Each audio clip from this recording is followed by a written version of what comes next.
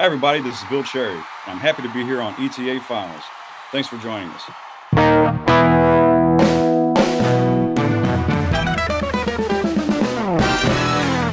Ladies and gentlemen, thank you so much for joining me this week. Very excited. We got the one and only, the man, the myth, the legend, Bill Cherry, joining us. How you doing, brother? I'm doing great, Ryan. Great to be here. How you been? Oh, awesome, man. Finally able to get a hold of you. We've had a little bit. I'm hard to catch. It's serious though. It's like this is a compliment. Reach out to you, have the wrong number. Reach out to you once I get the right number. You're in Europe. Reach out. I just like you're busy. You're traveling. You're doing awesome, and I love it. So, but we finally got you. That's all that matters. How you been? We're happy to be here, and I've been good. I've been great. Like you said, a lot of traveling, and out of the country a lot, and which is great. I mean, it's amazing to go places that Elvis never went. It's unreal. It's mind blowing, actually. Yeah. Well, you've traveled. I know, man. You get around, brother. And I think Elvis would have loved to have done some of the cities that you've done. No doubt about it. Oh, most definitely, most definitely. Yeah. Yeah. So here we are. Just it's awesome. We've had a number of ultimates on. You're all obviously an ultimate champion, and kind of that elevates the who of you being on this show. But everybody has a unique story, Bill, of how they got started in this crazy business, and I guarantee you, everybody wants to know yours. Go ahead. Well, I mean, mine actually goes way back to my infatuation with Elvis as a child. You know what I mean? And of course, Elvis was alive, and so whenever he was on television, we had TV guides back then. There was no guide on the set coming, telling what's on. We had a paper TV guide. So whenever Elvis was on, my mother would check the TV guides and she would let me know, hey, Elvis is on tonight. You want to watch him? And I said, yeah, And so she kind of got me started on Elvis, and we would watch those movies. And we had this little rack right there next to the living room. And we had like 5 Elvis albums, and it was like Elvis Gold Records, Speedway, How Great Thou Art, and some of the Camden or Pickwick albums, Let's Be Friends and Almost in Love. Anyway, so I watched the movie, and I mean, there was something about Elvis that got my attention. I mean, first of all, his look was amazing, right? And now I'm a kid, I'm a child, you know what I mean? But I didn't see anybody that looked like him. You know what I mean? Maybe McGarrett on a Y50 had the hair going on, but he didn't really look like Elvis. And and plus, race cars, speedboats, playing the guitar, getting in fights. He always won. And so I really liked Elvis Presley. So I would grab a record and I'd go in the bedroom after watching the movie and I'd play that record and I'd listen to him, and then I would play the record again. And I'd try and sing with him. Now we're talking probably 5, 6 years old. I mean, I was very young, and so, but I mean, there was something about him. And I remember looking at we had Elvis Gold Records Volume 1, and what an amazing album cover. I know everybody knows what it is. It's that orange cover, and he's inside of a gold record, right? And he's just smiling, and I'm looking at that face, and I'm like, man, that guy's just, I mean, nobody looked like him. Nobody looked like Elvis Presley. And I always asked my mother, I was like, I don't know why, but I was always curious about, because, we would watch old TV shows, right? And a lot of people we would watch were dead. They were passed on. And I would always ask Mom, is Elvis still alive? Is this guy still alive? And she said, yeah, he's still alive. And you know what? It made me feel good on the inside to think that Elvis was still on the earth. You know what I mean? And I'm looking at him, I'm like, man, on that record, he's so beautiful, right? But anyway, as time went on, I started to drift into other types of music. I started like really getting into like Beatles stuff, and learning about the Beatles, and then Elvis dies, and so now he's on all the news stations, he's on all the magazine stands, all the records are back on the charts, and it was really it was a phenomenal thing to witness when that happened. And so I wanted to know more. It brought my interest back to Elvis, and so now I want to know, who was Elvis, right? And I mean, I know I loved him as a kid, and I know why, the things that I thought was cool about him, but I was like, man, I mean, like the whole world is, I mean, this is a big thing, And so it directed me back to Elvis Presley. And so then I wanted to buy every magazine, look at every picture, read everything I can get my hands on to find out who was the man, right? We know the entertainer, but who was the guy? I mean, like what made him so unique, so different, so all of these things, The world loved Elvis Presley, And so that kind of got me back on track with Elvis. And then 1978, my parents took me to see an Elvis impersonator, which is what they were called back then. Uh, and uh, and so we went, and it was a local guy out of St. Louis. His name was Ron Furr. I don't know if you've ever heard of him. Maybe somebody watching has. But we go to see Ron Furr, and it's standing room only. And I mean, people are walking around in the audience with statues of Elvis, carrying them with them, and memorabilia. They're just walking around like holding this stuff. And I'm watching everything. I'm watching everything happen.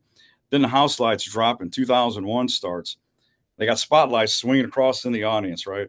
And I mean, I never seen Elvis, and so I'm watching this, and like, wow, this is crazy.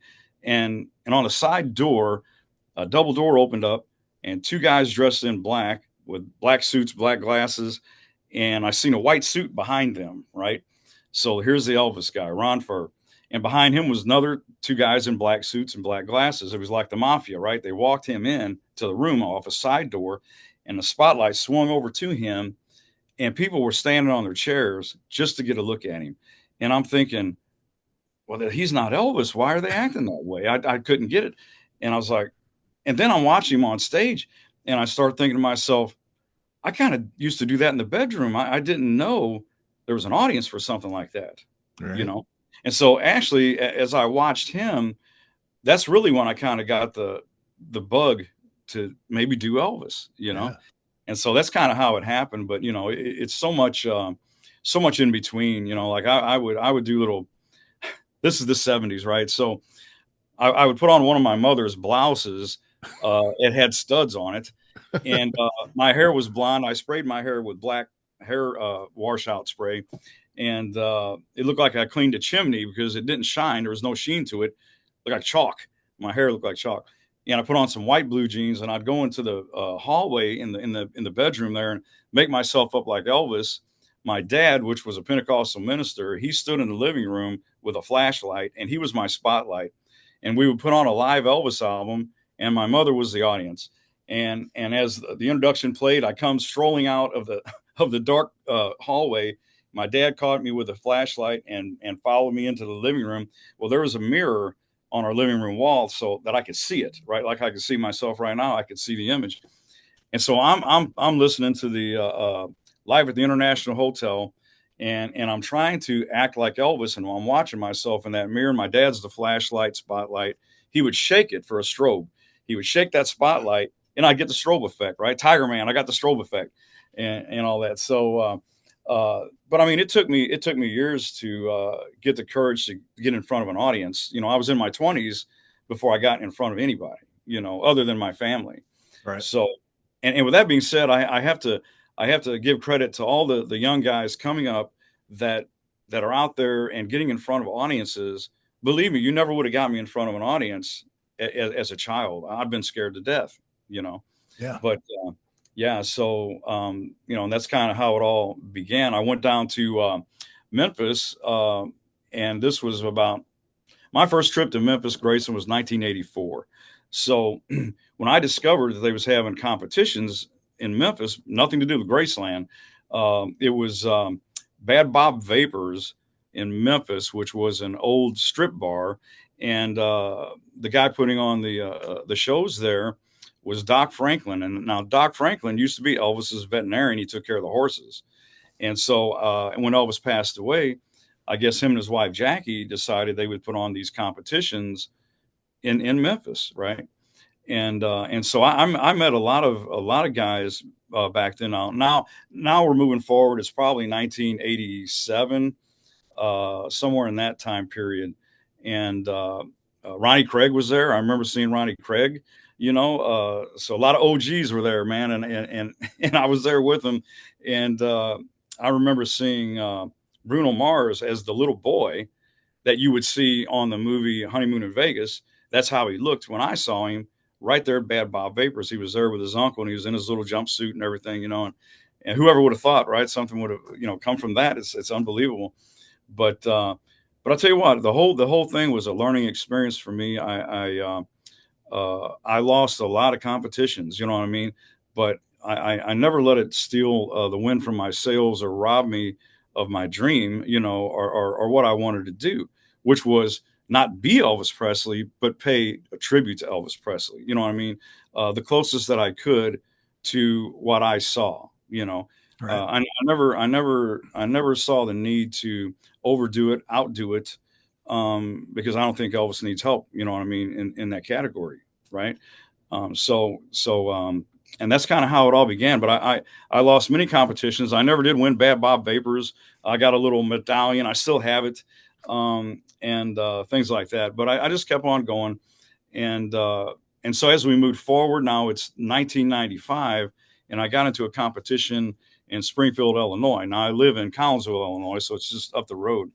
And so I got in that competition, and I was it was a karaoke thing, right? There was no band, and I did Suspicious Minds or whatever. And you're a tribute artist too. I mean, and all these guys can relate. You know when you're on, and you know when you're not on, right? At this, I felt I was on. I couldn't have done any better, in my opinion, of my tribute, right? Than what I did.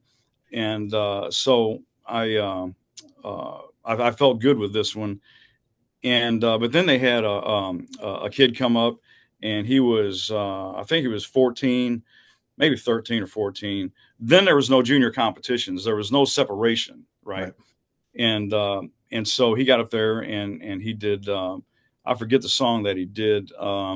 It wasn't a real popular song, but it was an upbeat song. And I remember there was like maybe five girls his age, or maybe a little younger, was all up at the stage going, ah, right. And so he won, right. And I thought to myself, it really, uh, to me, it made me feel, because I never did win, never did win. And I thought at that point in 1995, I thought, you know what, they have forgotten what Elvis was really like. Um, to me, it was like if you worked, all year long on a Halloween costume, right?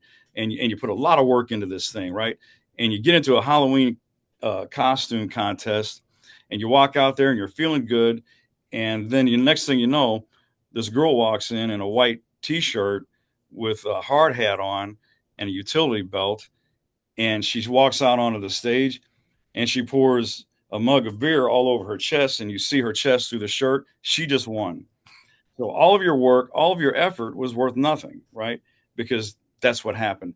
And whenever you whenever at that time they would let what I would call junior competition in with the adults, you would run into that, and that's what happened. 1995, I said, you know what?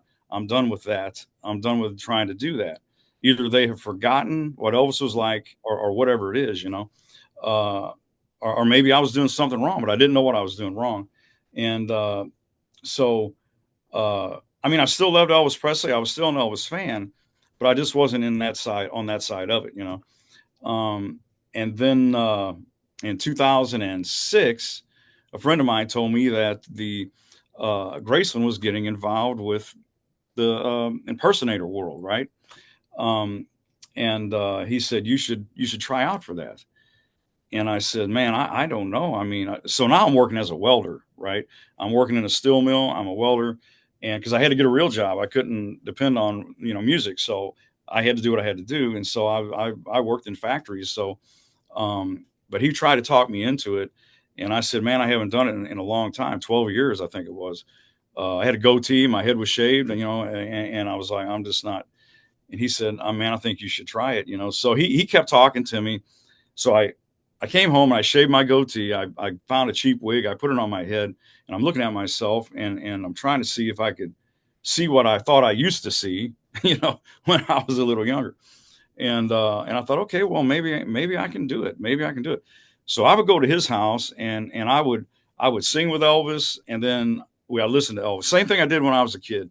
I would listen to him and then I would sing with him. He had a karaoke machine. So I would do that, right, at his house, and he would critique me, and he would like, I think your voice needs to be a little lower here, a little higher here. Can you hit this note? Can you do this? Can you do that? So he was critiquing me, which I liked it. It was helping me too, and so I won a prelim in 2007. I was in the ultimate in 2007, and but I didn't make the top 10, right?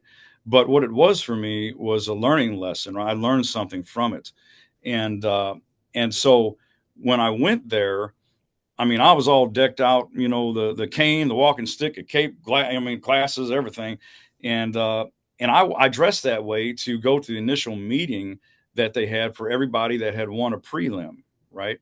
And so I think I had won my prelim in '07 in Lake of the Ozarks, right? So they brought us all into a room. It almost looked like a classroom, and we sat down at these little desks. And I'm sitting in the back of the room because I was a back of the bus kind of guy. I never wanted let me back here. You know what I mean? I never wanted attention in that way, so I sat in the back. And so I'm sitting there, and they said to us, they said, we're gonna tell you something, and you may not understand, but hopefully you'll get it. They said to win this competition, it's not to be Elvis. In other words, you're not Elvis, and so don't be Elvis, right? And I'm thinking to myself, what the heck does that mean? Because it's an Elvis competition. What do they mean by that, right? And I'm sitting back there, but I'm looking at everybody's back, and I'm seeing pompadour wigs, I'm seeing puffy sleeve shirts, high collared puff sleeve shirts, and I'm looking from the back of the room, and then I got it. It dawned on me that they didn't want somebody to win the ultimate representing the estate of Elvis Presley to walk around being on all the time. See what I mean? Yeah. So I learned something. Don't go around, all day long in these high collar shirts and all this. Thank you very much and ha ha ha and all that. All the caricature. Yeah. That's what I'm going. The caricature. So I learned something. I thought, oh, I get that. Now I understand. And now I felt overdressed and silly, right? But I didn't know, but now I do. So we do the competition, and I didn't make top 10. And but again, it all was a learning experience. What I learned was it doesn't matter if you vocally nail a song, right? It's song choices that matter, right? So in other words, if you go in there and you do and I didn't do this, but I'm just going to say, if you can nail "Old MacDonald Had a Farm," that is not a competition song, right? Right. So I think the songs I chose at the time was "I've Lost You," "Mystery Train," "Tiger Man," stuff like that, right? Right. I wasn't doing like "Hurt" or anything like that, but I learned that they look for a powered ballad. They look for a song with action and movement, and then something in between or whatever, So that was a lesson learned. In 2008, I didn't go back.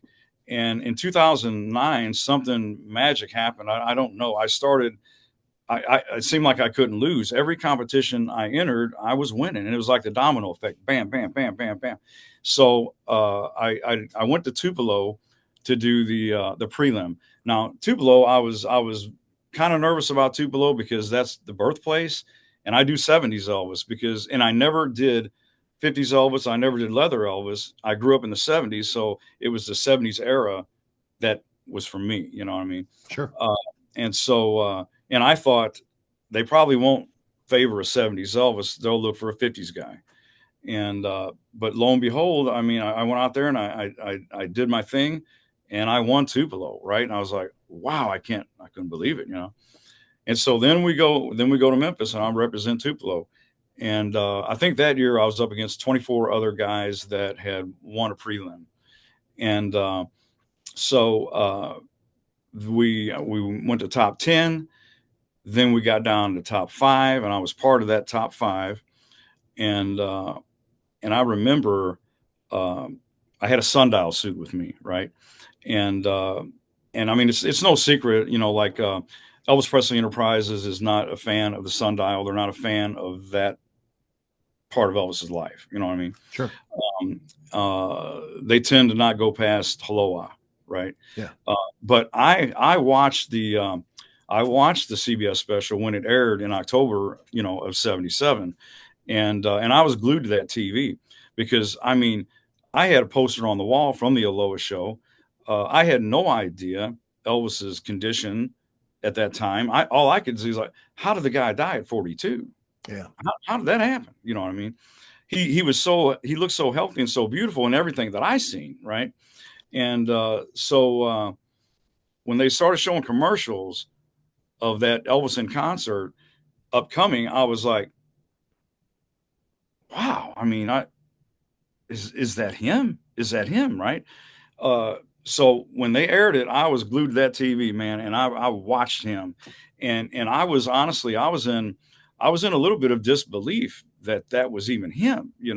When he would turn a certain way and he would grin, well, you'd see them cheekbones he's got, them squared off cheekbones, and I'm like, "Ah, damn, that's him.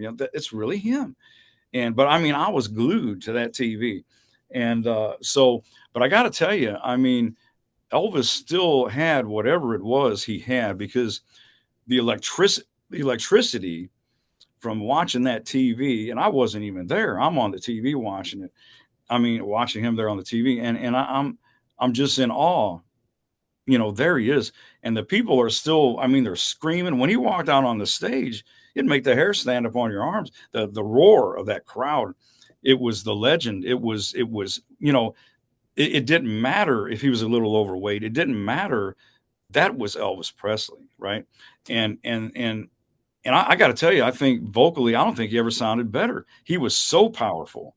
And when he did "How Great Thou Art," woo, man, the hair stood up on me, right? And I'm like 12 years old, and the hair stood up on my arms when he belted out that big note. I was like, my God.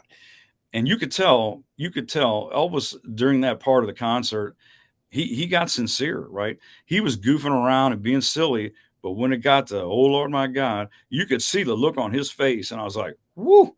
It's like he's talking to God right now, you know. And I think Elvis knew that the end was near. I think when he sang "My Way," Hmm. wow, I think he knew. I think Elvis was saying goodbye. Wow. I think a lot of people want to blame Colonel Parker and say, why did you let him do a TV special in that condition? Why did you do this and why did you do that? Now, now I'm like most people. All we know is what we read and what we see for ourselves, and we put our own little puzzle together, right? Everybody picks and chooses what they want as their truth, All right. right? And so some people don't want to believe this or hear this or that. Some people want to hear the truth. I seek the truth. I don't like when I talk to someone that knew Elvis or I hear an interview with them, I think to myself, why are you sugarcoating it? Why don't you be straight? Why don't you tell us the truth? You know what I mean? But a lot of people sugarcoat it. I turn a deaf ear to that. I want to know.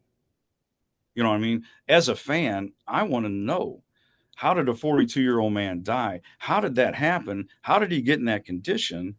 And almost, I mean, you're talking 4 years from Aloha to him dying, and Yeah. he's almost a different look. I mean, he transformed into somebody else, like physically. Yeah. You How does that happen in 4 years, right? And and you know what? I mean, I know there's a lot of people that want to say, well, it was he was sick. Elvis had a lot of health problems. Okay, I understand that and I accept that. But what caused those problems? What caused those problems, Right. right? So, but that's a whole nother story we can get into. But anyway, I watched that last concert, and now I'm in Memphis, and I have the sundial suit, right? And I remember walking to the stage, and one of the girls that worked there at Graceland, she was walking me to the stage, and I stopped for a second on our walk down, and I said, "I have a question for you." She says, "What is it?" I said, I want to dedicate a song to Elvis. Can I do that? Would that be okay? Remember, I'm an Elvis fan, right? I'm not the guy that says I'm Elvis Presley, right? So as a fan of my hero all of my life, I wanted to know if I could dedicate a song to Elvis. Now, they said to me, her exact words was, I can't tell you what to do. All I can tell you is that you're in a very good position right now. And if you do that, it might it might hurt you. The reason it would hurt you is because that would be you breaking character. And that's what she said. Hmm. She says, but I'll leave that up to you. You do whatever you want to do. And and as we continued our walk, I started thinking in my head, if I can't mention his name in his hometown, right here is his house is down the street. If I can't mention the whole reason we're here, why are any of us here? Right? That's how I thought. Wow. I love As it. I'm walking to the stage, I seen two people sitting in chairs, fold out chairs that nobody else could see. They was facing the stage, and I'm walking this way, and they're sitting looking that way. As I got closer, as if I wasn't nervous enough, as I got closer to that stage, I realized it was Ronnie Tutt and Joe Gershow were sitting in chairs watching the stage. The audience couldn't even see them. And they was watching what was happening. And here I am wearing the sundial, which is the last thing they seen Elvis wear. And man, I was like, oh my God, the pressure is on. The pressure is on. And but I went out there and I did my thing, and not knowing if it would hurt me or help me. It wasn't about helping me. It was about mentioning Elvis Presley. My thought process was not, oh, I'm going to lay something on him. I'm going to dedicate it to Elvis and it might help me. That was not my thought. My thought was, as a fan, I wanted to mention Elvis Presley. And you were told it might hurt you. And they were, and they told me that, but Wow. I did That's it awesome. anyway. I did Much it anyway. respect. I went out there and I did my thing, and I had no idea who was going to win or anything. So they brought all five of us back, and we're standing there. Now, at the time of this competition, I was laid off from the steel plant, right? I was drawing unemployment. We were laid off. And so I'm standing there, and they do a little drum roll, and they call the fifth place guy. I'm standing there, and I'm thinking, okay, here we go. It's me. It's me. They called somebody else. And I thought, oh, wow, I got fourth place. Now, this is my mindset and truth. I said, I got fourth place. And they did a drum roll. And then, boom, they called somebody else. And I thought, oh, my God, I got third place. Now, third place, you're in the money. Right. Not that much, but you're in the money. So, drum roll. And I said, okay, this is it. This is it. They called somebody else. And I thought, oh my God, I got second place. I got second place. They did the drum roll and they called the other guy, which left me standing there. And then I was standing there, and it was surreal. It was unreal. And I thought in my head, oh my God, I just won this thing. I just won this thing. And then they called my name, and there it was, and I got to be honest with you, it was like the clouds opened up, and God reached down and pulled me out of the position I was in, which was working in a steel foundry that was built in 1909 or something, dirty, nasty place. And I worked all my life in places like that, right? And it's like, after all these years, wow, it's finally happened, right? And you know what? I think that the time that I won was the biggest wave that was starting up. You know what I mean? For tribute artists, right? It was the time was now, right? And so and then from that point on, they called me back from the layoff, and I in all honesty, as a working man, I really had to think long about, was I going to walk away from that job, because you got insurance, right? You got seniority. It was a union job. You got you have your years there, and do I want to let all that go to chase a dream, you know, and how far could I go? How long could I do it? And so they called me up, and I went ahead and told them that I would come back, but I had a couple contracts that I had to honor, and they told me over the phone. They said, "We'll honor it. You come on back, and we'll get you back in." And I said, "Okay." So the following week, I went back. When I went back, I talked to somebody else. It wasn't the person on the phone. And I refreshed their memory of my phone conversation that I just had the week prior. Hmm. And they said, "Who told you that? Who told you that you could have these days off?" They said, "This is a union job, and we just can't do that." That right there, Ryan, told me that, you know what? I have to go with the dream. Fate, fate stepped in and made me be like, well, then I'm just not going back. You know what I mean? If they couldn't give me a couple of days off, right, and I would have went back, but that didn't happen. So even today, now that was 2009, I'm still doing Elvis, right? And I have to tell you, I have been all over the world. I mean, you know that, and I've been all over the world, and I places I never would have seen, only in a magazine. If I'd have stayed at that factory, they would have told me when I could take a vacation. They would have told me, you have to take it this time. You get a week, or you get 2 weeks, or whatever, and it just never ever would have happened. Right. So thank God for Elvis Presley, and thank God for sometimes we never know what God may have in store for us. We don't know, and I don't know why, Ryan. I really don't. Why Elvis had such an impact on me as a child that I vocally trained my voice to Elvis Presley as a child. So all my life, I trained for a career I never knew would even exist or happen. Yeah. Wow. Isn't that mind blowing? It It, really it, it is. yeah, but that's kind of like how it happened for me. And but but I'll tell you right now, I something happened at Bad Bob Vapors. I forgot to tell you about this. This is funny. Something happened at Bad Bob Vapors, and it was my first time going in front of an audience outside of my house, right, and my family. Um, B&K Enterprises was not in existence at that time. Wow. I had a jumpsuit that uh, some seamstress made, and it was the fringe suit, right? Now, the twist to this is that when I was a kid, I played the drums, and I wanted to play for an Elvis guy, right? My cousin, my cousin, which was 10 years older than me, he kind of had an Elvisy voice, right? And he liked Elvis too. And I thought I'll play the drums for him.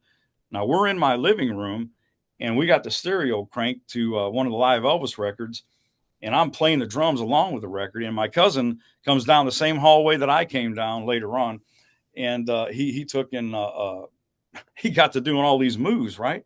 Well, he did a karate kick, and when he did, he fell into the back of the drums. I was laughing my ass off. He fell into the drums. I was laughing so hard, and but come to find out, he ripped something in his knee, and he had to have knee surgery. It's terrible. It's terrible, but it was funny then. And anyway, that's what kind of pushed me again. Okay, I guess I'll have to do Elvis, right? I'll do it. But really, I wanted to hide behind those drums, right? So, and the cool thing about doing Elvis is that it's Halloween every time you do a show because you become another character. Yeah. Right? Now, I've had people ask me in like meet and greet lines. So, do you always look like this? I mean, is this are you like this? Is that? Look, here's the truth of the matter. You're seeing me right now, and this is the way I look, right? Um, when I was a welder, I didn't come home from the steel foundry and wear my flame retardant suits and go weld stuff in the garage. No, no, no, no, because I mean, and just like now, right? I love Elvis Presley, right? And to this day, my no matter what Elvis did in his personal life, no matter, how he died, whatever it was, this or that, it doesn't matter. It changes nothing is the way I feel about Elvis Presley. Elvis Presley was human, Yeah. right? He was not a celestial god, or the pedestal that people put him on, even today, Yeah. right? Elvis was human, and human has flaws, right? And so anyway, I started to do the Elvis stuff myself, but when I got the nerve to get in front of people, now I'm at Bad Bob Vapors, okay, and and they played this little introduction, and was you at Bad Bob Vapors, Ryan, at all? No, I was there they had it at the airport, Holiday Inn Airport Okay, because I many know they years went to a later. skating rink too. Yeah. They went to an old skating rink, and that's where I met Kevin Mills was there, right? And I think he won that year. I also met Doug Church was there. Met him. I mean, all these guys, the OGs, right? They were there. I was there. And so anyway, they played this music, and now this is something that changed me, and I'm going to come back, and you'll know why. I was in my 20s, and they're playing the music, and I start to walk up to the stage. Now, to get to the stage was about 2 inches tall, right? And it was a wooden platform. Behind that was where the band was. It was elevated. Okay. And so they called my name, they played the music, and I'm walking through in between these round tables, right? And the fringe is going boom, boom, boom, boom. And I'm like, yeah, yeah. I'm in my 20s, right? I'm full of myself. I was in self. Remember that. I was in self. And I thought, yeah, I got this. I got this. When I got up to that stage and everybody was cheering, right? My toe caught that little ledge of a stage, and I fell straight over and caught myself in the push-up position. As I was holding myself in the push-up position, looking at the fringe laying on the floor in front of me, that cheering became a roar of laughter. And hey, what can I do? I had to laugh with them. It was funny, right? But I knew I just blew it, right? I knew I blew it. So I get up, and I'm laughing with them. And then I get a guitar, I put it on, and I no sooner got out OCC Rider, and the strap came loose on that guitar, and it hit the floor in front of me. And I thought, oh my God, can anything else go wrong? Right. But I learned a lesson, Ryan. I learned a lesson. And you know what? And here's the lesson. I'm not Elvis Presley, and none of us are, you know. And so, and so, and this stayed with me always, and even to this day. And when I see guys that get in these competitions, right? And I know, and the guys watching us, they know what it feels like to get in front of an audience. They know what it's like to compete. They know the nerves, they know the pressure, they know all of this. And I remember it too. And I don't put myself above any of them, right? Yes, I won the ultimate, but you know what? I'm just like you. I'm just like them out there. I am still me, and what I am is an Elvis fan, and I sing Elvis songs, and play that role for a living, and that's what I do. I'm not Elvis Presley. So for me to get into a group of guys that do the same thing I do, right? The only difference is I got a thing from Graceland saying that I won something, but that makes me no more Elvis Presley than those guys, right? Wow. And that's the way I look at it. I appreciate each and every one of those guys, and I encourage them, right? If they if and I have judged some competitions, right? And I am totally open to talking with any of those guys if they want to know, like, what can they do to improve or this or that. I'm open to talking and tell them what I felt about it. You know what I mean?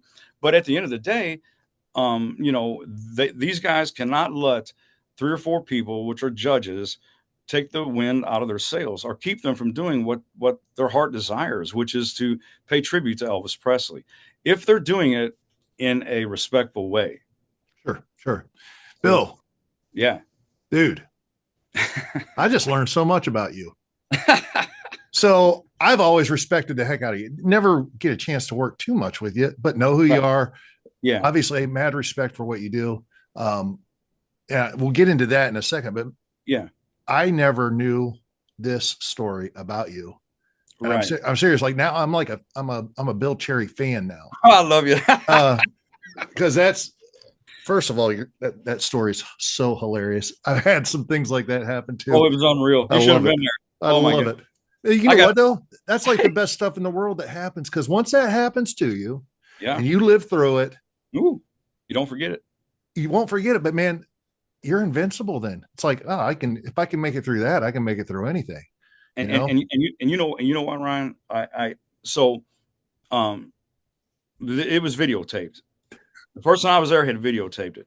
As soon as I got away from that stage, I said, "Where's that videotape?" And they said, "Right here." I said, "Let me see it." They said, "Why?" I said, "I just want to see it." And I got my hands on that videotape, and you know what I did?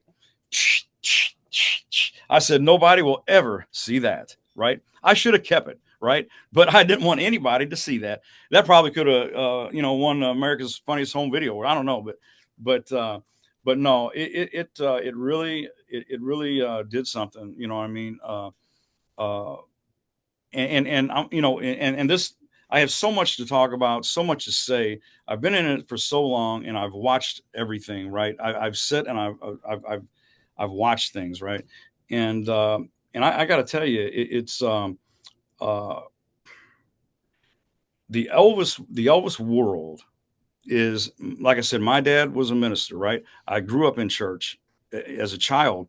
Me and my brothers would sing in front of the altar. My dad played the guitar. He was a song service leader and he was the minister. It was a country little church. And I remember the days of Jimmy Swaggart. I remember all the TV evangelists and this and that. And in parallel to the Elvis world, you have to see it. If you can't, if you're not a religious person or whatever, you may not see it, and you might think, well, that's all BS. But I'm telling you, in the Elvis world, if and Elvis wouldn't like this comparison, I'm just using it because I'm from that, that background. If if Elvis Presley is the Godhead, then we as tribute artists are the ministers. When we start taking credit for what the Godhead has done, then we are out of our lane. Hmm. When the people start putting more faith in the ministers and the evangelists, like Jimmy Swaggart, when he fell, how many of his congregation fell with him because they were focused on him, not the Godhead, Hmm. right?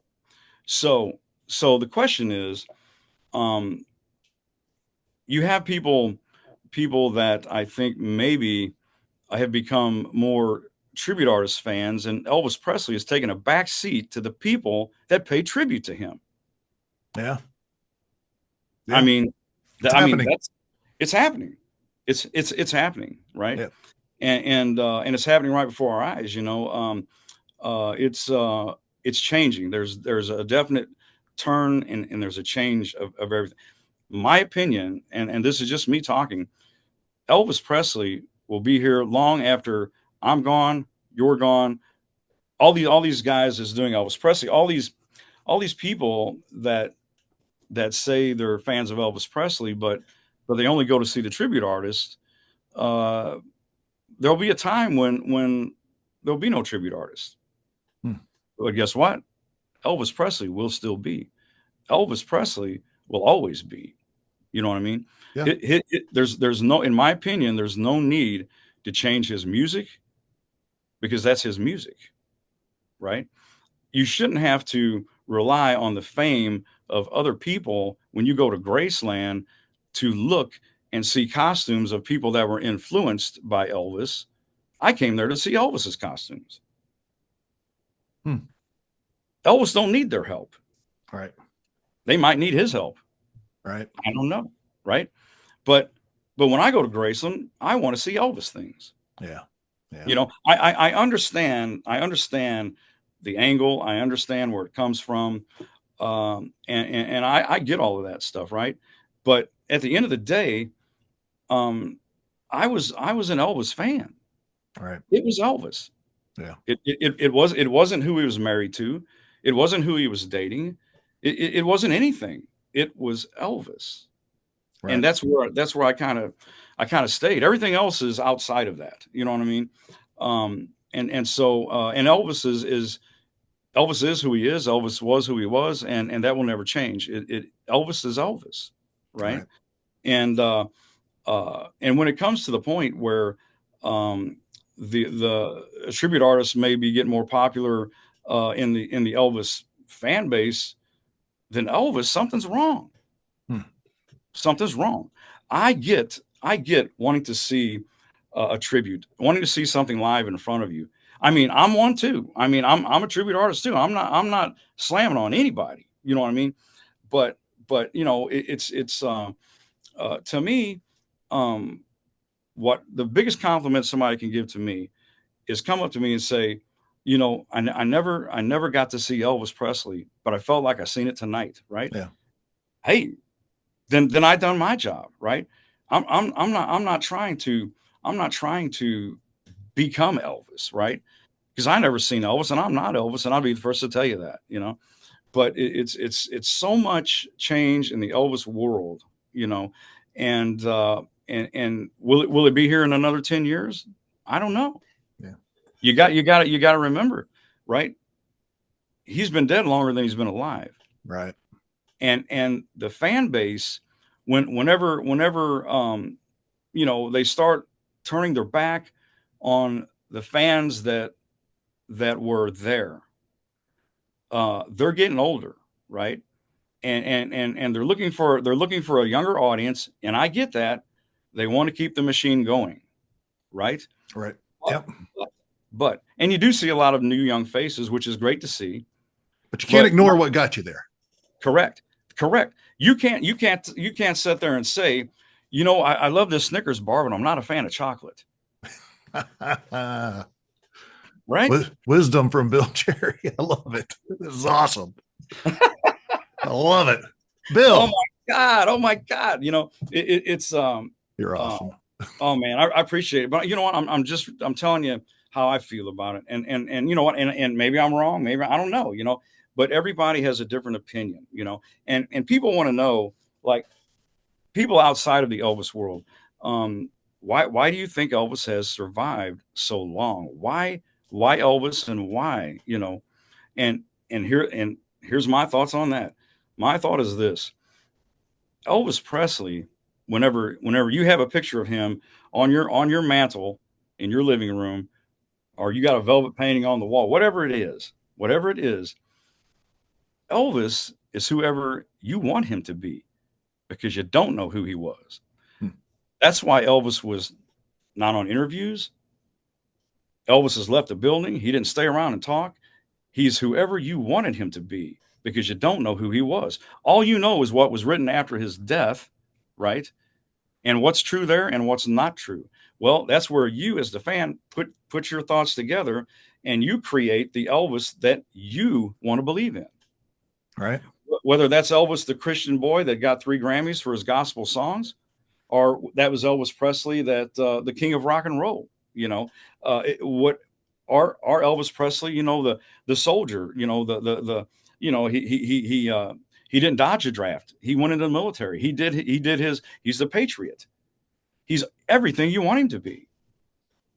And that's your secret, because you don't know who he was.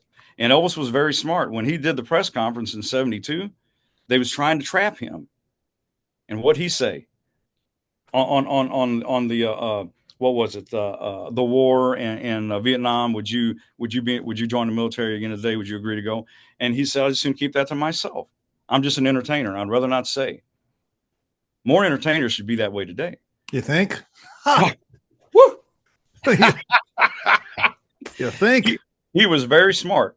And I'm going to tell you right now, if you watch the full interview from 72, when they start to corner him, and it was a lady reporter, she started to corner him about women's rights and things like that, Elvis started stumbling. Did you catch that? Watch it. Okay. What happens right there? That's when Colonel Parker stepped in and said, okay, I gotta stick up to my image or whatever. That's it, folks. We got to go to rehearsals or whatever. Elvis said we got to go to rehearsals. The Colonel saved his butt right there, because Elvis was stumbling, because he wasn't sure how to answer that. And it was also a time, you think about the 50s, Hmm. Elvis came up in the 50s. We did not destroy our heroes in the 50s. No, We didn't no, really in the 60s. We started maybe late 60s, getting into the 70s though. So when we right. started, like, you know, and of course today, there'll never be another Elvis just for the simple No, fact that human beings make mistakes and we destroy our heroes. Elvis correct. made plenty of mistakes Sure, and sure. he just didn't get called out. And so yeah, that's interesting. I'll go back and check that. Hey, what was the Yeah, name of the dude in St. Louis, the first guy that you saw? What was his name Ron again? Fur. Ron Fur. Ron Furr. Ron Fur. A touch of Elvis was his thing. Ron Fur. That sounds like that's I amazing. had to be a stage name, right? I don't know. A But I don't touch. know. I mean, I got a last name of Cherry. I mean, people think, wow, I mean, wow, that's a great stage name. I wasn't smart enough to make a stage name at the time. I didn't think anything would come of it, you know? Dude, that's awesome. You're out there welding. So I've always thought I started in this business about 97, I think it was. Hmm. And you know, I came up through the ranks and whatnot. I kind of got out of the Elvis world sooner than later, though, because I got pretty early on. I got involved with Legends in Concert. You Yeah, know, I had the opportunity to go down and do the Images of the King thing one right. year, and but shortly after that, I was working with Legends, and I mean, kind of took a short break where I was out on the road with a band doing Right. our own thing, Yeah. but I've kind of been out of this Elvis world just by nature of, and you've worked with Legends, you know, Right. Oh, yeah. Oh, yeah. Oh, it's yeah. different than the Elvis world. Correct. Correct. So whenever I hear Bill Cherry won the ultimate, and then shortly after that, my wife Amy danced with a gal named Connie who was on the cruise ship with you. Hmm. She was a dancer, and you know, just friends, and they were like, Yeah. "Oh, Bill's on the ship. He's awesome. He's a nice guy." Yeah. And so I've known, like, followed you, but I always wondered, like, this guy is. And I saw you for the first time perform, and I was like, well, shoot, that's Elvis. Look, I mean, Right. it's just like, this is amazing. It's like this guy came out of nowhere, won the ultimates, working with Legends, and then I look and I'm like, that, and that's like the most polished act I've ever seen, you know? Yeah. And so it was kind of like really an interesting thing when I first learned about you, saw Yeah. you, and dude, what's so phenomenal about it too is all your peers, Hmm.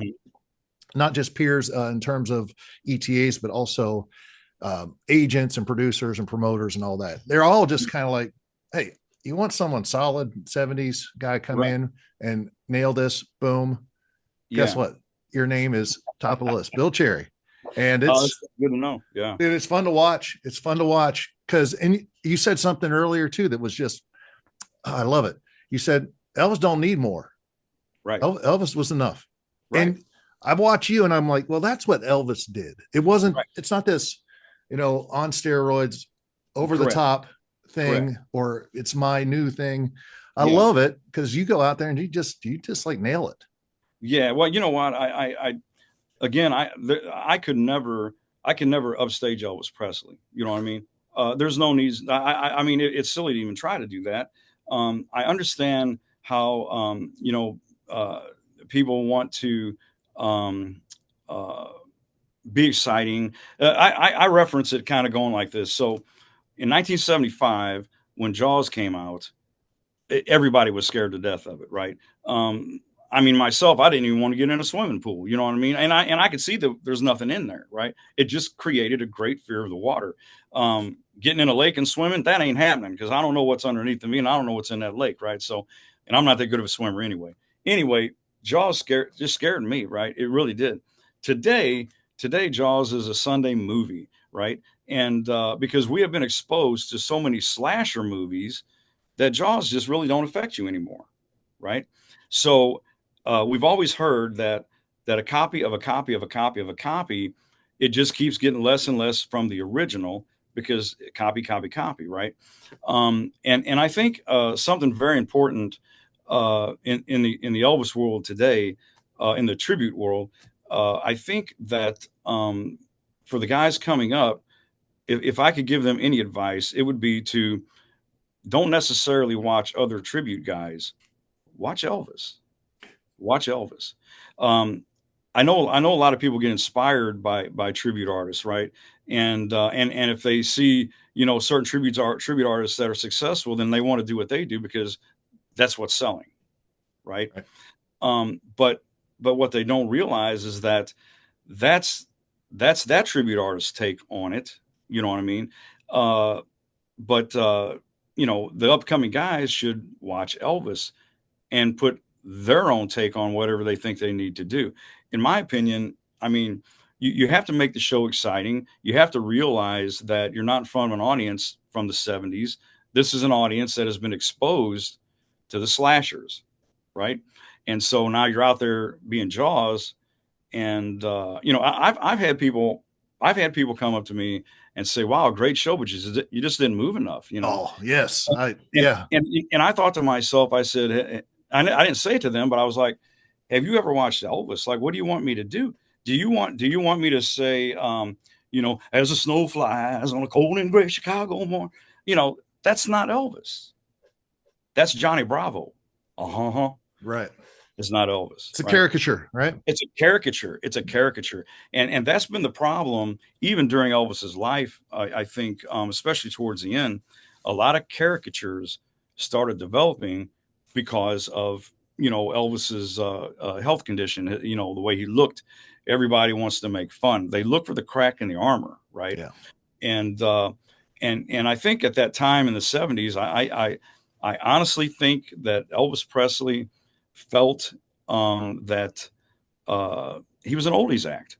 I think he felt he was old, and he felt that it wasn't what it used to be for him. And but I don't know what clouds a person's mind like that. It's within the self. The flaw is was in himself, right? How can you walk into sold out venues all the time and think people don't love you? Maybe he was tired of singing Hound Dog, they and I'm telling you, it does happen. I went to a concert myself. I went and saw Steppenwolf, Born to Be Wild, Magic Carpet Ride, Steppenwolf, and this was in the 90s. I went to see them, and I sat through that show for 45 minutes, and I never heard one song I knew Right. because they were singing their new material. Right. And so I left. I left.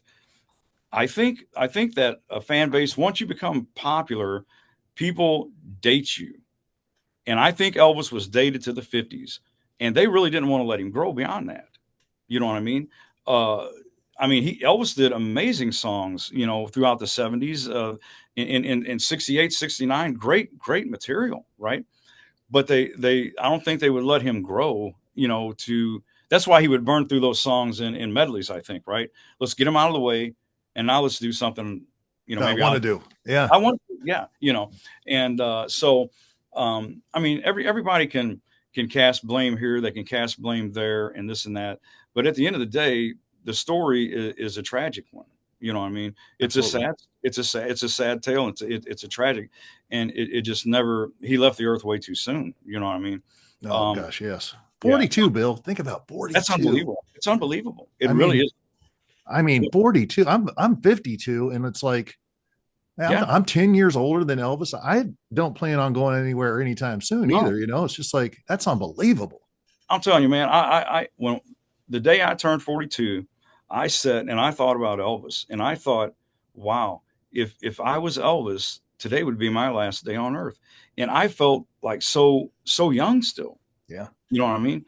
I still feel young. You know what I mean? Mentally, but it's like I think that the fountain of youth is within your spirit. You're going to age. Everybody will. If they're not, then there won't be walking the earth. You know what I mean? You have to be comfortable with who you are, and you know what? It's easy for people to cast stones. You know what I mean? But the ones casting the stones are probably younger people. And guess what? If they're lucky enough to make it to our age, they'll understand. Yeah. Yeah. They'll Uh, understand. yeah. Hey, you want to know something? The coolest thing I think I've ever heard, certainly on doing the ETA files, but maybe from just about anybody in this Mhm, business, Bill. You mhm. said it today. You said, I'm in Memphis. I'm in the top 5 here in the ultimate. Yeah. and I'm an Elvis Presley fan, and Yeah. Give I want thanks to to him. I want to give him a shout out. I want to give him Yeah. some thanks. Yeah. And you're told, listen, you're in a good position that could hurt you, and you said, I me showing my appreciation is more important than me winning. Correct. Correct. And that, dude, does not happen. That says so much about who you are as a human being, as a person's character.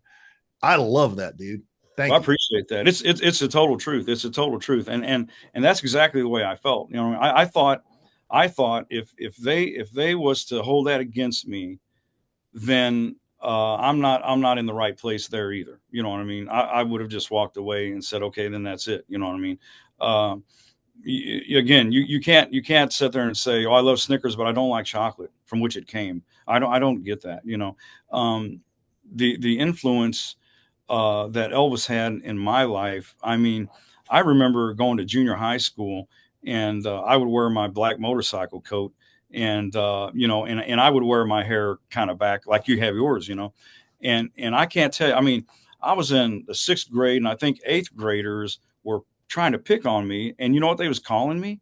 They was pushing me and stuff, and during recess, and they was calling me the Fonz. I thought the Fonz. I, Get it I right. I'd be like, hey, I'm not trying to be the Fonz. I'm trying to be Elvis. You know what I mean? Because it was Elvis. It wasn't the Fonz. What's wrong with these people? You're not even making fun of me right. You're not even making fun of me, right? But oh my God, it's such a it's to watch it all unfold, right? As time passes, to see the changes that's been made, to see that there was a time when EPE wanted nothing to do with impersonators, Amen. Yeah. right? And then all of a sudden, oh well, we welcome you in now, Yeah. right? Yeah. Well, we all know why that is, and it is what it is, but they you cannot don't lose your faith in the whole reason we're all there, and that's Elvis Presley. Amen. You know Amen. what I mean? Elvis Week, let it be Elvis Week. Hmm. Don't make it Tribute Artist Week. Set something aside for Elvis. Yeah. It's about him anyway. Yeah. Yeah. You know what I mean? And I think that's hard for him to do. Uh, they search for, well, what can we do to do this, and what can we do to keep this thing going? I know they made the movie, right? They had nothing to do with that, supposedly, but Priscilla was there, at the opening. Lisa was there to support it, and everything. The movie was an entertaining movie, right? It's not a documentary. All right. That movie, in my opinion, and it might make people angry or whatever, but in my opinion, that movie was a on purpose target to another generation, Yeah. to a new generation, and it was a sellout. If we have to change the image, we'll do that. Yeah. If it'll bring in a new fan base, again, I'll tell you what gets to me when I Google Elvis Presley and I see Austin Butler pictures. Yeah. It's like, what? You know, it it's almost like, you remember the subliminal commercials you used to hear about on TV, right? They put little things in there that you can't really see it, but it's there, right? And somehow your mind might pick that up. Yeah. Uh, when they put so boldly put Austin Butler image next to Elvis in the videos, right? In the movie, well, that's pretty ballsy, you know. Yeah. Is that subliminal? Is that saying, look, don't he look like him? Isn't he moving like him? You're trying to replace Elvis Presley with a younger guy, right? He's not 42. This guy's in his 20s, right? Good looking kid, in my opinion. He looked a little bit more like James Dean than Elvis, but it's such a there's a lot of stuff in that movie. Again, if somebody says, "How would you think of the movie?" Great entertainment. Yeah. That's all it was. Yeah. Don't take it for what they tried to do with it. Yeah. They try to make it political. Yep. And then the bottom line is most people will walk away thinking, It was oh, like, that's what Elvis was. I saw it in the movie. That's what he was. yeah, yeah. Well, They will stand up and applaud it. yeah. Bravo, bravo. Yeah. Well, you know what? Did they go see the movie simply because the name Elvis was on the marquee? You supported that movie with your dollar, and it's. I'm gonna tell you right now, Elvis Presley would not have liked that movie.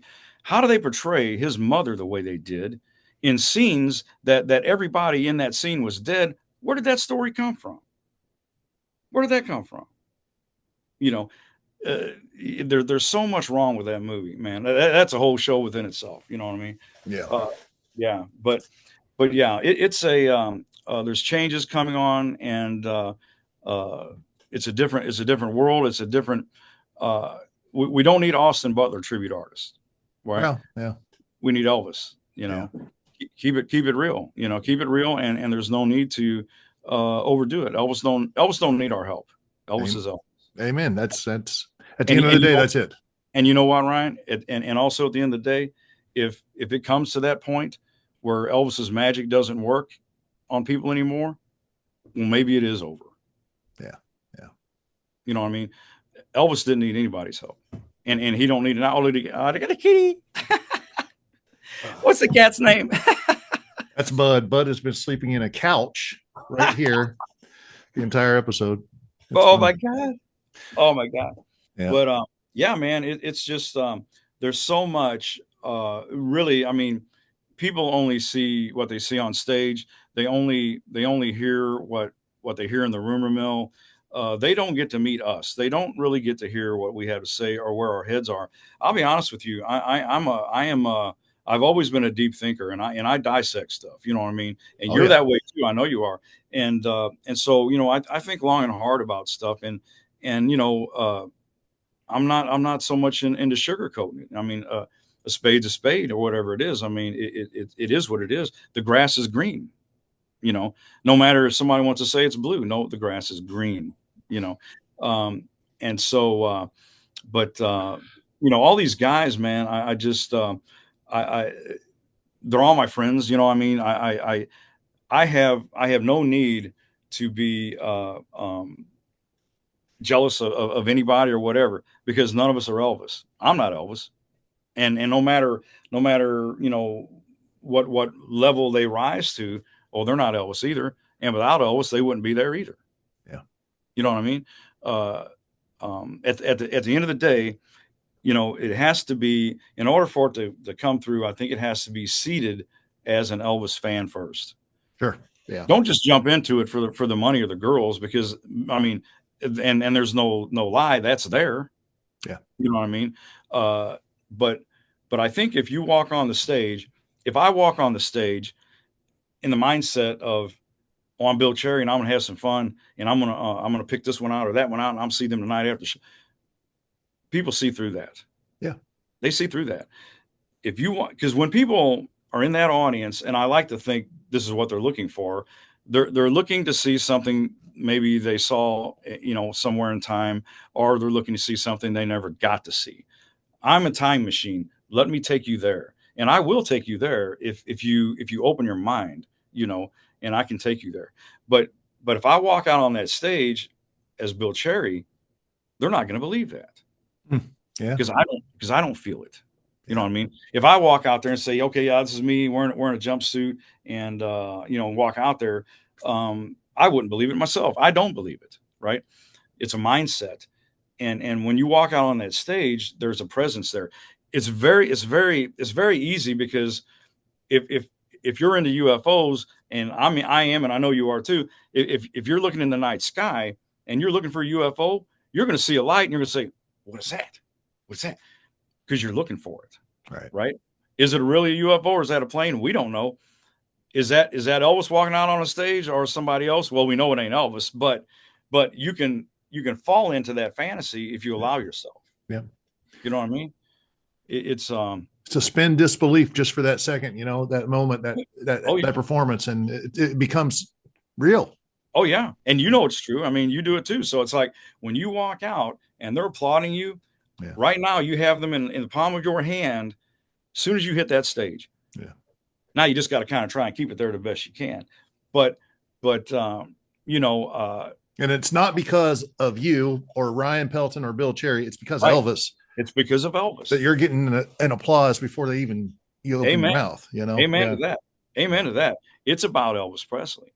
You know Yeah. what I mean? And I can't think of any entertainer that has a following like Elvis Presley 50 years after the death. Yeah. Unbelievable. I mean, I'm going to tell you right now, it is it's a bad choice of words, but it is a religious experience. You know, I mean, these people, think about it, Ryan. These people come from all over the world and gather together in the name of Elvis Presley. Mm. And they walk away feeling like, I have new family now. I Mm. have friends now. Yeah. All in the name of Elvis Presley. Now, you know yourself, Elvis would be, oh, no, I don't like that. That's not what it's about. But it's funny that something that Elvis seemed to be totally against has kind of become what that world is. Yeah. Isn't that interesting? Bill, can open, worms everywhere. Look, I'm counting on you to edit all this and make it nice, you know? Oh God, you have a lot of faith. Oh Hey, my God, I have faith in you. this is I would love to I would love to have you back and talk more because we haven't even got into a lot of the stuff like just stories Oh yeah. and experiences, and you've had so many, Oh and man. there's some other things I want to talk about, just other guys who have talked to me about how much you've helped them. Yeah. There's some other things I would like to even dig a little deeper into who Elvis was and all that. I'd love to have you back sometime. I uh, would love to do it. I love to do it. I'll tell you, I once I get going, once I get talking, man, I just don't stop because I love it. I got so much to say, and you know what, Ryan, I'm just being real. Time is short. Yeah. Time is short. And I just got, I got a lot to say, man, and being having the privilege and honor of being on your show here. I mean, I would love to come back and do some more talking with you. And you know what? I'll back it. I'll back up and I'll let you throw the questions at stuff that you, because I know you have a list of things. But man, when I start talking, I just one thing leads to another and another. Bill, And don't apologize. Don't oh man, apologize because this has been one of the best episodes just because of literally not knowing anything yeah, that you talked about and being surprised along the way. Dude, I didn't know about the welding. I didn't know about making that choice. That says so much about your character. It really oh does. man, I really Um, did. what It's what true was the story. song that you sang that you I wanted did. to? I think it was my way. I did my way. Yeah, that's perfect, dude. Yeah, yeah.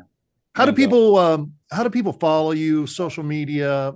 Is there a website? Any of that stuff? I don't have a website. I do have an official Bill Cherry fan page, and Peggy Henderson runs that. Okay.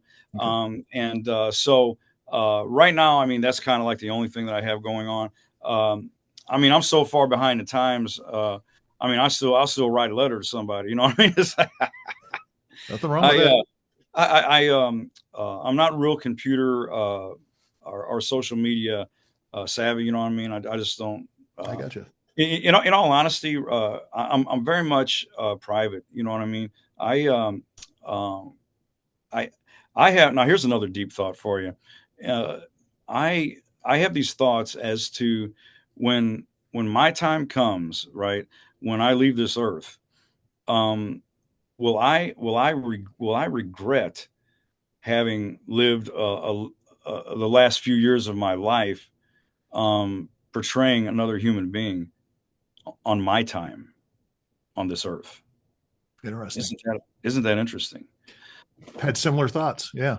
Yeah, Yeah. yeah. I mean, when you go to work and you work 8 hours a day, like me, I was a welder. Of course, you have to work and you have to make a living, right?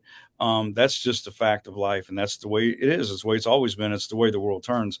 Um, I guess where it comes to be a bit of a mental struggle is whenever you are becoming someone else on your clock that's ticking. They had their clock and it ticked, and we all have our own clocks within us, right? Yeah.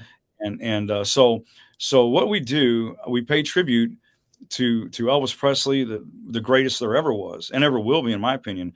That time is past. It will never be again. You'll never see that again, right? And so it's just it's if I'm going to spend any of my time portraying someone else, it would be Elvis Presley. You know what I mean? Sure. So I have zero regret with that. But it is thoughts that pop in your head. And if I'm going to make a living, well, I can't think of a better job. You know what I mean? Absolutely. Absolutely. Oh my God. Dude, I appreciate you. Thank you so much. We're going to have you back. We've got to have you back. I've got a couple months off here. And actually I'm going to be driving through. I might hit you up. Oh, sure. Cause I got to go over to Pennsylvania. So I'll be driving through Collinsville on the way over. Oh yeah. And stop and say hi, man, if you got time. I mean, if I'm here, well, you have those mounds too. The Koki Mounds. Yeah. I want to do an episode of my other podcast, The Ryan Files, about that stuff. So might have to check it out. Maybe I'll drop you a line, but I appreciate you. I grew up, Ryan. I grew up basically the Koki Mound was in my backyard. Wow. And all of the houses that are down there, if you look it up, they are, these houses were erected on Indian burial ground. Right. Yeah. And with that being said, that's always been, at least when I was growing up, it was a high crime area. Right. And they believed that, it's because of being houses built on Indian burial ground. Right. And man, I have some stories with that stuff that could be a whole episode too. Because I have seen things, I've witnessed things, and I'm telling you right now, if somebody told me the things that I could tell you, I would think, yeah, right. But it really happened, and I saw it, and I've never drank in my life, Ryan. I've never drank. I've never smoked. My dad was a preacher. I had older brothers, and they all took the different path. As the youngest, I watched their lives, right? And I knew that I didn't want to go down that path, right? And so I've been a straight shooter my whole life with that. Some people may think, oh yeah, I bet he parties and I bet he does this and that. No, I think if anybody got to know me, they would probably find me quite boring. You know what I mean? I just what else say? The image is one thing, the human being is another, right? There you go. And there you go. Dude, we got to get you back. We got more to talk about, but I appreciate you coming on this week. And I know people are going to love this interview. I hope they do. And I just want to say that to all the fans out there, continue your love for Elvis Presley. And thank you for supporting us as entertainers that are keeping his music and memory alive the best we can for you. So thank you very much. And awesome. Ryan, you're the best, brother. Dude, you are. I appreciate you so much. Ladies and gentlemen, the one, the only, the man, the myth, the legend. New respect, mad respect. Bill Cherry. Thank you, bro. Appreciate that.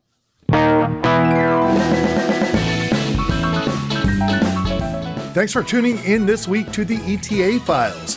If you enjoyed this episode, please give it a thumbs up and share it with your friends. And as always, be sure to hit that subscribe button and join the ETA Files community. And if you're looking for something a little different, be sure to stop by my podcast, The Ryan Files. Keep rocking, my friends, and I'll see you next week with another story from the Elvis Tribute Artist world. In the meantime, check out these video links below.